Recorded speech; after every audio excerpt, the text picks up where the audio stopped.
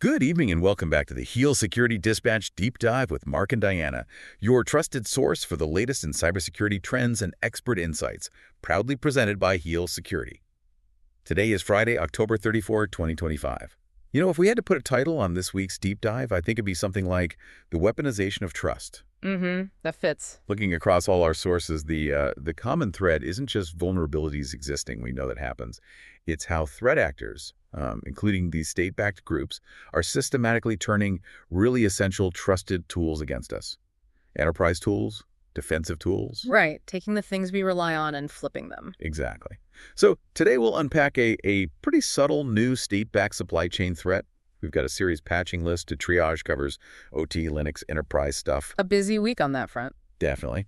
And then we'll look at some really cutting-edge defensive AI, which is quite hopeful, actually. Yep. And finally, check in on global cyber policy shifts. Sounds like a plan.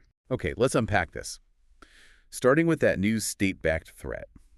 This one feels different because, well, they found a really novel way to weaponize a trusted business tool for C2, for command and control. It's a textbook example of an adversary thinking laterally, you know?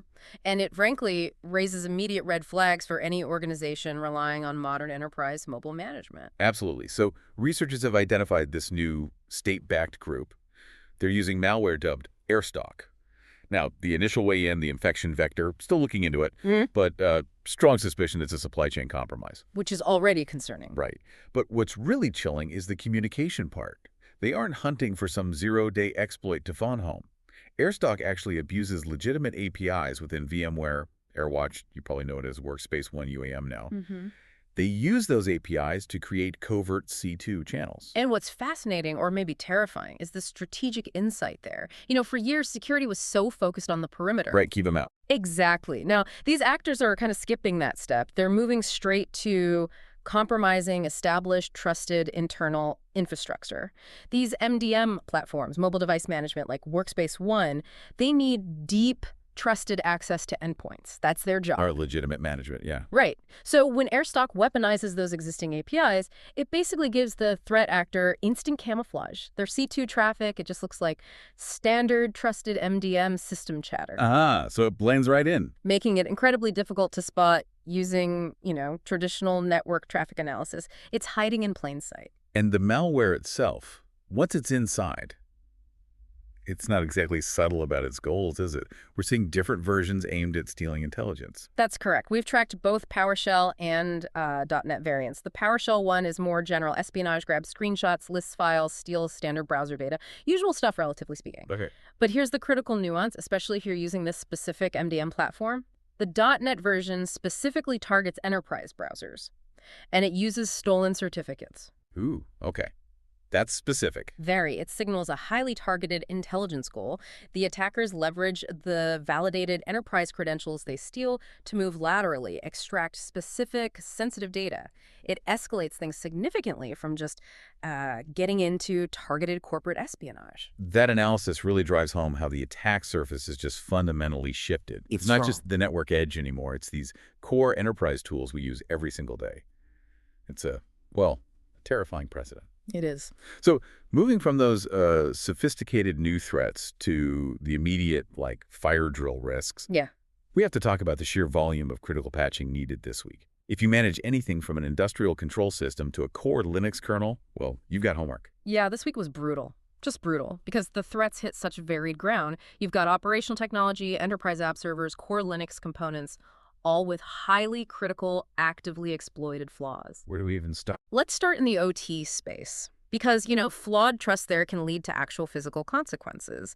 Claroty fixed a pretty serious authentication bypass flaw in its secure remote access product, the SRA. Okay, SRA. Used a lot in industrial settings. Healthcare, too, right? Heavily, yeah. And if that system is using OpenID Connect for authentication, well, that's where the problem lies. How did they manage to get past MFA? I mean, multi-factor authentication, that's supposed to be the backstop, isn't it? Usually, yes, but this was a flaw in the implementation. It basically broke that trust mechanism. The Mhm. flaw let attackers essentially trick the system. They could create unauthorized user accounts or just impersonate existing ones. Wow. And because that process successfully created the session before the MFA check really kicked in properly, MFA was completely circumvented. Attacker gets admin control. Just like that. Just like that. And given this product is in sensitive environments, think factories, hospitals, where unauthorized access could shut things down or disrupt critical care. Yeah, patching is absolutely non-negotiable. Like yesterday. Okay, critical. And while, new 0 days always worries, we also have this continuous, frankly, infuriating problem of old flaws just haunting us. Still kicking around, yeah. Australian authorities are warning again about Cisco devices getting infected by the bad candy web shell. And this stems from an old Cisco iOS XE vulnerability patched way back in 2023. Look, this is just a failure of basic vulnerability hygiene across the board. The flaw is over a year old, it's known, it's public, patches exist, yet it's still being actively exploited. It's not like it requires some super complex technique either, right? Not at all. It allows attackers to create local admin accounts through the web interface. Simple as that. It really begs the question, if an exploit is known, public, and gives local admin with basic access, why are organizations failing to apply patches that have been out for over a year? It's a question we keep asking. Meanwhile, Progress Software also pushed updates for Moveit Transfer. That product's had a rough time. What's the specific danger this time? This patch tackles a critical denial of service, or DOE, condition. Basically, unauthenticated attackers could trigger resource exhaustion, spike the server's usage, knock the whole file transfer service offline. And since Moveit often handles really critical, high-volume data transfers. Exactly. An operational outage can be catastrophic for a business relying on it. So the update is urgent. It impacts versions from 2023 right up to 2025 releases. If you absolutely cannot patch immediately, you need to disable the vulnerable modules. No question. Okay, another urgent one. And finally, rounding out this charming triage list. Yeah. If you manage Linux environments, CISA confirmed active exploitation, a nasty Linux kernel vulnerability used after free in NetFilter NF tables. Yeah, NF tables. And the so what on this one is huge. It grants privilege escalation all the way to root. Root access on the kernel level. Right? Wow. Think of NetFilter like the super administrator for the firewall and networking rules for the whole Linux OS. When an attacker can exploit a use after free flaw there in that critical component, they essentially get the keys to the entire kingdom. And we know it's being used. Oh, yeah. CISA confirms it. Ransomware actors are actively leveraging this flaw right now. They use it to disable security tools, move laterally inside networks, steal data, the whole playbook. So immediate patching is absolutely essential. Even if you think your systems were updated earlier this year, double check for this specific patch. That's a huge action list just for securing what's already out there, potentially compromised. A heavy lift for security teams this week. Definitely. But okay, let's shift gears because here's where it gets really interesting, I think. How defense is trying to leverage cutting-edge tech to maybe, just maybe, get ahead of this endless cycle. Let's talk defensive AI innovations. Right. And the progress here is moving beyond just, simple automation. It's getting into genuine reasoning, which is exciting. OpenAI introduced a new beta model. They're calling it Aardvark. Aardvark. And it's designed to automatically detect and potentially even patch vulnerabilities directly in source code. Okay, that sounds borderline science fiction. We have static analysis tools. We have fuzzers. How does Aardvark go beyond just finding, known bad patterns or syntax errors? That's the key difference. Traditional tools are more like a checklist, right? They look for known bad code snippets, known vulnerable dependencies.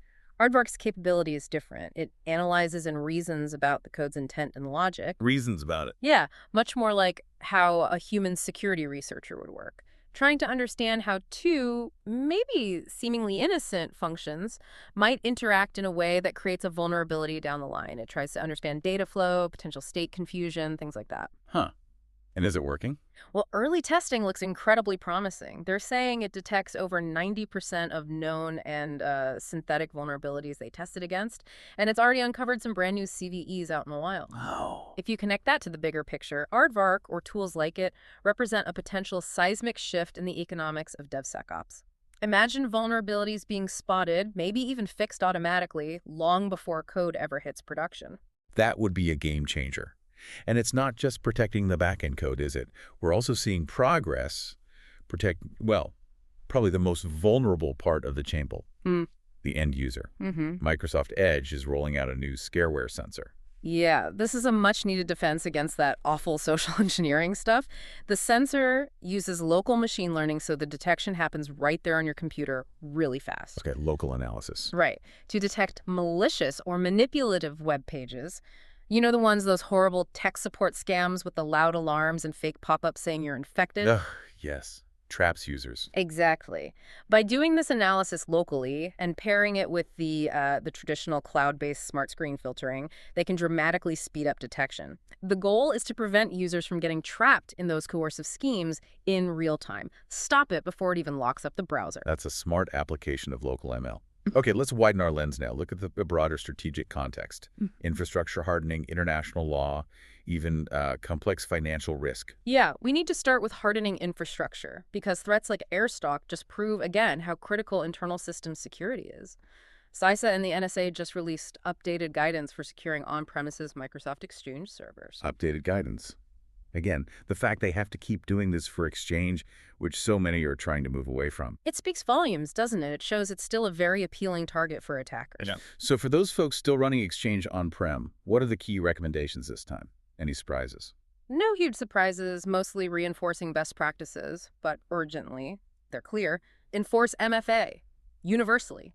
Rigorously limit who has admin access. Apply zero-trust principles across the whole environment. And, crucially, they're strongly advising organizations to seriously consider migration to cloud services like Microsoft 365. The underlying message being? The warning is pretty stark. On-prem Exchange systems are often just less secure, almost by design compared to the cloud versions now, and they remain frequent targets for actors looking for that long-term foothold in a network. Got it. Okay, shifting to the financial world. Decentralized finance, DeFi, took another hit this week. Garden Finance Protocol. Exploited. Yep. Resulting in the theft of around $11 million. Ouch. How did this one happen? DeFi exports can get pretty technical. This attack really zeroed in on the complexity of these decentralized bridge technologies. For anyone unfamiliar, DeFi protocols often use what they call solvers to manage liquidity across different blockchains. It's like translating between blockchains. Sort of, yeah. Think of it like this. You want to move assets from blockchain A with its rules to blockchain B with different rules. The solver is the algorithm that kind of mediates and verifies that whole transaction. Okay. The attackers found and exploited a flaw in that algorithmic solver, allowed them to manipulate how the cross-chain transactions were managed, and basically siphon off the funds. It just highlights again that while DeFi aims for, trustlessness, the underlying complex code is still a very lucrative attack surface. Complexity breeds bugs, as they say. Finally, quite a bit of movement on the global policy front. The United Nations Global Cybercrime Treaty. Indeed. Big news there. Over 70 nations signed this new treaty. The aim is to coordinate international responses, law enforcement efforts against cybercrime, a big step towards global cooperation. The United States made a very public decision not to sign. Correct. They declined to join, which is significant given the number of other signatories. That separation is interesting. What was the rationale given? Why wouldn't the U.S. join such a broad global effort? Well, the officially stated rationale centered on human rights and privacy concerns, specifically concerns around the treaty's definitions of cybercrime being potentially very broad. Too broad how? The fear, as expressed by the U.S., is that these broad definitions could be, let's say, interpreted or misused by less democratic nations. To target who? To potentially criminalize legitimate actions, things done by security researchers, ethical hackers, maybe even journalists who are just trying to find and report security flaws or expose, say, government surveillance programs. Ah, okay. The potential for misuse against white hats and reporters. Exactly. It raises a really important question, doesn't it, about finding the right balance between necessary global cooperation to fight actual cybercrime and protecting the critical, often independent work of the security community and civil liberties. That is a fascinating conflict point to end on. It shows even policy decisions need that kind of careful, ethical, and practical triage, just like vulnerability patching. Absolutely. So, okay, let's try and synthesize the key takeaways for you, the listener. Clearly, this idea of weaponized trust was the theme this week. Immediate action items. You need to be patching Claroty SRA if you're in OT environments. patch that Movit transfer flaw, and definitely check those Linux systems for the vulnerable kernel patch. Don't delay on those. Strategically, you absolutely have to recognize that sophisticated state actors are now using trusted internal systems, like MDM platforms, for command and control. Your internal defenses need to account for that. And thinking a bit broader, that discussion around the UN treaty really highlights a critical tension, I think. We obviously need international cooperation against sophisticated cybercriminals. That's undeniable. Yeah. But we also desperately need to protect the independent community of security researchers, the very people who find and reveal the vulnerabilities we spent most of this time discussing today. So maybe something for you to mull over, explore on your own. How do we actually achieve global security cooperation without inadvertently suppressing the very community whose job it is to find and help fix the flaws in the digital infrastructure we all rely on? A tough balancing act. Mm-hmm. We're grateful for your time and hope you found today's insights valuable. Join us again on Monday for more expert updates and critical cybersecurity news. Remember to like, subscribe for ongoing coverage and analysis, and sign up for a free trial of Heal Security Desktop at healsecurity.com. Until next time, stay safe, stay informed, and keep your digital world secure.